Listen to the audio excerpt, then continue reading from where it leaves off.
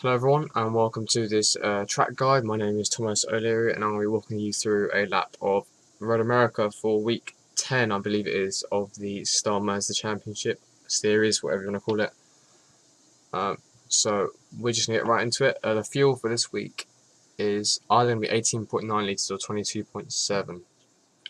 In my last race I used 22.7 and that covered it, but I'm not sure 18.9 would. So if you're feeling adventurous, then go for it, but you might have to do some fuel saving during the race.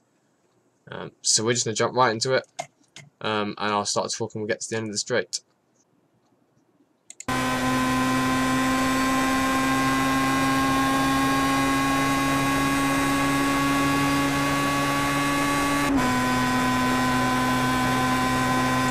Okay, well the first thing to note is that just before you start your lap, going into turn 14, you need to make sure you get a good exit onto this back straight that we just went through, because that's quite a key part to start your lap correctly. So if you end up oversteering at the last corner before the straight up the hill, then you're going to compromise your speed, and that's going to affect your lap time in more than you would have thought. So it's good to have a good starting point to lap. As you go through this corner, you'll see there's cones on the left hand side. With the conditions this week, you can actually brake a lot later than you think. So I normally brake around the where there's one cone. So it says 3, 2, 1. I normally brake at the one cone. Either change down to 5th or 4th. Personal preference really, and then because the wind is pushing us from, if you watch the cursor this way down the track, you can turn in later and brake later than you think. So you might end up running over this curb, but that shouldn't cost you too much. Oh, hang on, I pressed the wrong button. Excuse that. Okay. So running over, you can run over the curb a little bit. It does bottom out and push you to the outside a little bit, but it's not too much of an issue. Don't run too wide because you would get off track. It's quite, well no, it's quite fair on that corner, but just try not to run too wide because the car bottom out on that curb. Okay, so turning for turn 2, what I normally do, is there's a little kink around about there, which is what I use to brake. So if we watch my inputs, as we just went past the kink, the brake came on. So I brake. If you run over this inside the curb, it's going to spin you sideways, so you need to watch out for that. So just touch the curb here, let the curb push you to the outside, and then apply the full throttle around about here. Don't run too wide, because if you hit any part of this part of the grass or gravel, whichever one you want to call it, you'll find that you're getting off track. So important to just, you can run over a little bit, but ensure the centre line of the car is on the track. That's how the off tracks are determined.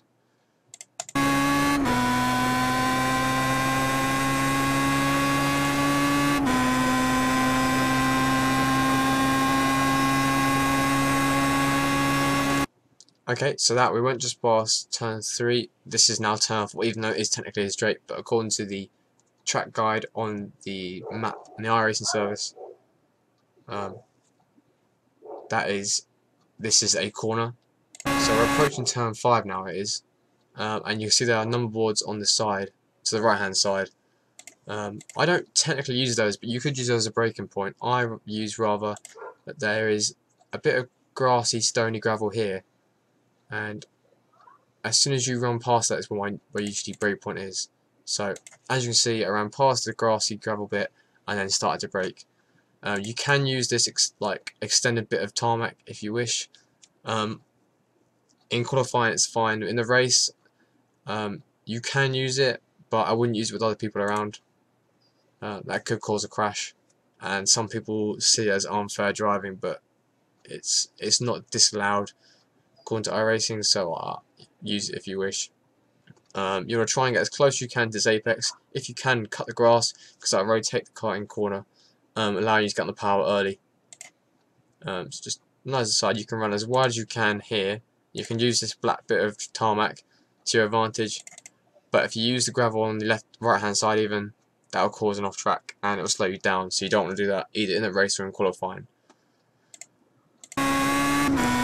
On the run to turn 6 is uphill, so you can again brake later than you think, And normally, it's weird, this week even, the weather dictates you can brake and that will turn the car in. So you notice I'm almost not turning at all. I'm just using the brake and a little bit of throttle to balance the car, and it's kind of almost turning in for me.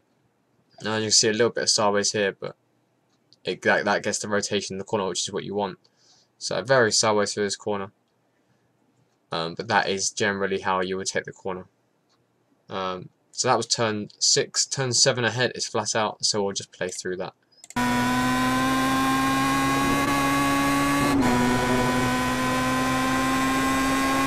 Okay, on the entry to turn 8, there are lines. I'm not sure if you can see them, let's go slowly. There are lines along the track surface. There'll be one somewhere around here.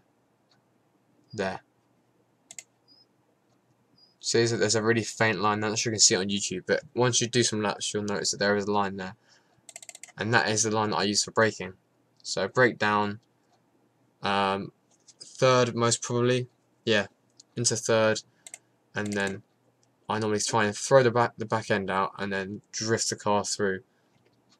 While I'm noticing this, there's a really big bump on the inside of the curb. I haven't done enough laps to work out a advantageous line through there. But if you do have that curb, it's going to run you wide, and you end up in that gravel, and it bounces you offline quite a lot. So you do need to be careful for that. So yeah, just drift the car through. Don't run too wide because that part of gravel there is also an off track. And then so that's turn 8, turn 9, and turn 10 is the carousel. So it's pretty much full throttle through here, apart from a little lift around about here, just to bounce the car and get that car towards the curb. This lap wasn't great because I touched the grass. So you want to aim a little bit further out and get the drive through the corner. Had a late apex on turn 10, and then getting a good run onto this back straight through the kink. Kink is flat out. You might want to be careful though, because the back end is quite slippery with the wind kind of on our back, a tailwind, so you want to be careful that doesn't push you too wide, and then that grass will spin you around into that tyre barrier there. So you do want to be careful for that.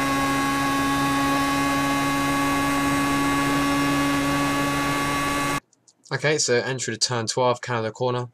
For those of you that use shadows as braking, I wouldn't advise that, because this particular part of the track, with the iRacing time of day changes, the shadows do change and they do cover the track here. So if you are using those as a guide for braking or practice, and in the race it's full of the shadow, you won't be able to work out how to brake. So I would advise that in between 300 meters and 200 meters, around about there, that's where I start to brake.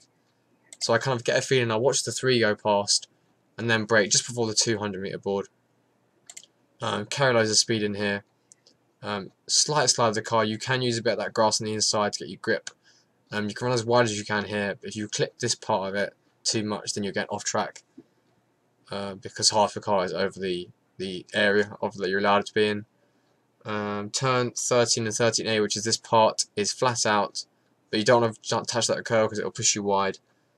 And then the last corner, corner 14, this is on the run back up to the front straight.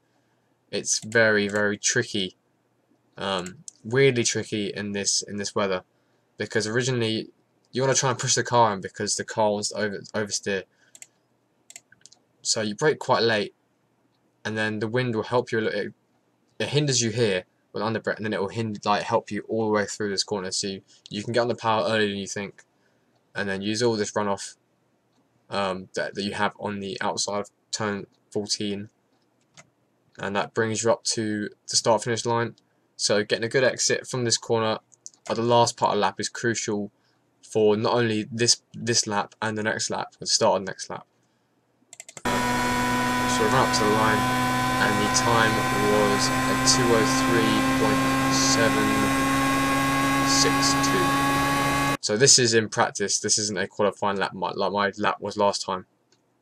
But I thought I'd get you a good walkthrough from the beginning, which would help you rather than doing it on a Saturday, which wouldn't be beneficial for you guys. So that is a walkthrough. There should be a hot lap next. So do leave your comments either in this YouTube video or on the forums, I'll try and answer any questions that you do have. I hope this helps in some way. There should be one for next week. We'll see. I might be on holiday then, so Sebring might not have a walkthrough. But thank you for watching. We'll see you soon.